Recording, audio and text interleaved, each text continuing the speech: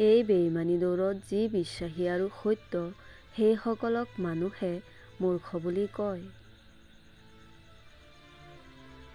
কিছুমান কথা পাহৰিব নোৱাৰি, কিছুমান মানুহক মাফ কৰিব নোৱাৰি। কাতৰ কলিজাৰ নিঃশব্দ কান্দোন কেতিয়াও পাহৰিব নোৱাৰি। যদি কাৰোবাক ভুলটো দেখুৱাই দিয়াৰ পিছতো লাজ পোৱাৰ সলনি খংহে কৰে, তেতিয়া বুজি ল'ব যে তেওঁ শুদ্ধ হোৱাৰ কোনো আশা নাই। যিবোৰ মানুহৰ খং বেছি, তেনেকুৱা মানুহৰ হৃদয়খন বহুত কোমল আৰু মৰমীয়াল। হঠাৎ খং উঠিলেই, কিবা কিবি ক'লেও মনৰ পৰা নকয়। খং কমিলে সকলো পাহৰি যায়। কথা লগাই ফুৰা মানুহবোৰৰ পৰা যিমান পাৰা দূৰত থাকিবা, কাৰণ আজিকালি মানুহে আনৰ সুখ দেখিব নোৱাৰে। তেল মাৰি কাৰোবাৰ লগত ভাল হোৱাতকৈ অভদ্ৰ হোৱাটো বহুত ভাল। জীৱন সুখৰ হ'বলৈ ভাল ঘৰ থকাটো জৰুৰী নহয়, ঘৰৰ ভাল পৰিৱেশ থকাটো জৰুৰী। জীৱনৰ যিকোনো বস্তুৱেই যে একেবাৰে নিশ্চিত হ'ব বুলি ধৰিব নালাগে। হাতৰ মুঠিত থকা বস্তুবোৰ নিমিষতে হেৰাই যায়, চকুৰ ঠিক সন্মুখৰ মানুহজনো চকুৰ পলকতে অদৃশ্য হৈ যায়। মানুহক সহজতে ভাল পাব নালাগে, কাৰণ মানুহক সহজতে ভাল পালে সেইজনে আপোনাক অৱহেলা কৰা আৰম্ভ কৰিব। নিজৰ গুৰুত্ব যদি কমি যোৱা দেখে, তেন্তে ভাঙি দিয়া সেই সকলোবোৰ সম্পৰ্ক লাগিলে যিমানেই বিশেষ নহওক কিয়।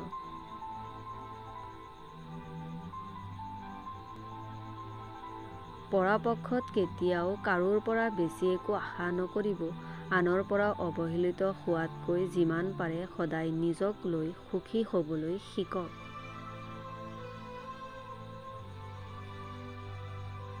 মই কাকো ক'ব যোৱা নাই যে মই ভাল বুলি, কিন্তু এইটো সঁচা, আজিলৈকে কাৰোৰ বেয়া চিন্তা কৰি পোৱা নাই মই।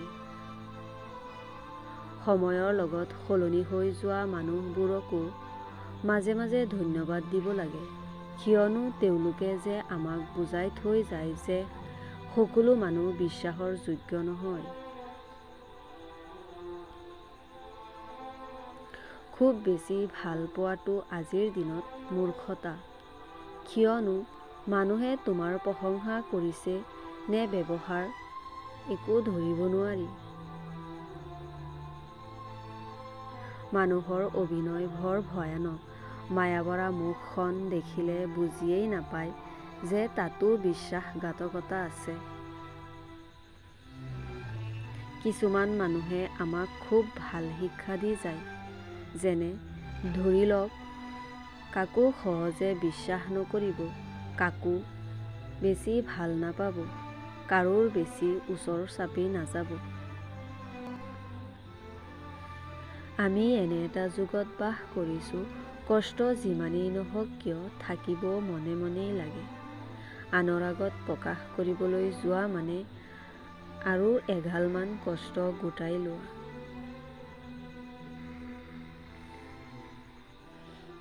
কিছুমানে ব্যস্ততাৰ বাবে সকলো পাহৰি যায়, কিছুমানে আকৌ সকলো পাহৰি থাকিবলৈ নিজকে ব্যস্ত কৰি ৰাখিব বিচাৰে।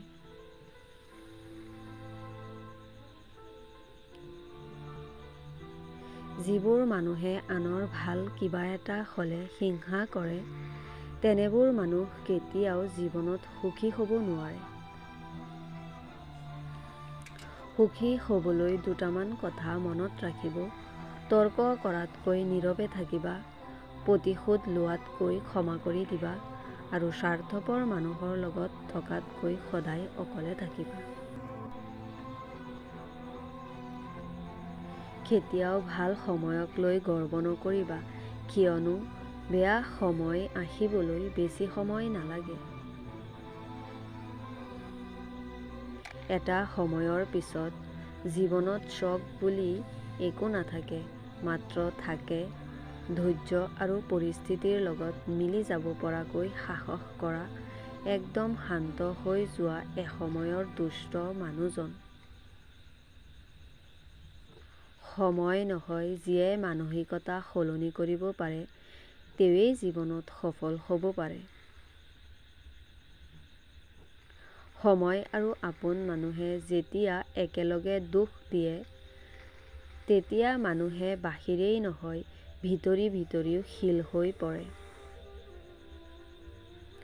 বৰষুণ শেষ হোৱাৰ পাছত যিদৰে মানুহে নিজৰ ছাতিটো ল'ব পাহৰি যায়, ঠিক তেনেদৰেই স্বাৰ্থ পূৰণ হ'লে আজিকালি মানুহে আপোনজনকো পাহৰি যায়। জীৱনত এটাই নিয়ম আছে, যি ভাগ্যত আছে তেওঁ দৌৰি আহিব আৰু যি ভাগ্যত নাই তেওঁ আহিও গুচি যাব। কেতিয়াবা ভাবোঁ, জীৱনত কিছুমান মানুহক লগ নোপোৱাটোৱেই ভাল আছিল। অন্ততঃ কিছুমান স্মৰণীয় মুহূৰ্তই বাৰে বাৰে আমনি নকৰিলে হয়। ভিডিঅ'টো চাই যদি ভাল লাগিছে কমেণ্ট কৰিব, লাইক, ছাবস্ক্ৰাইব এণ্ড শ্বেয়াৰ কৰি দিব।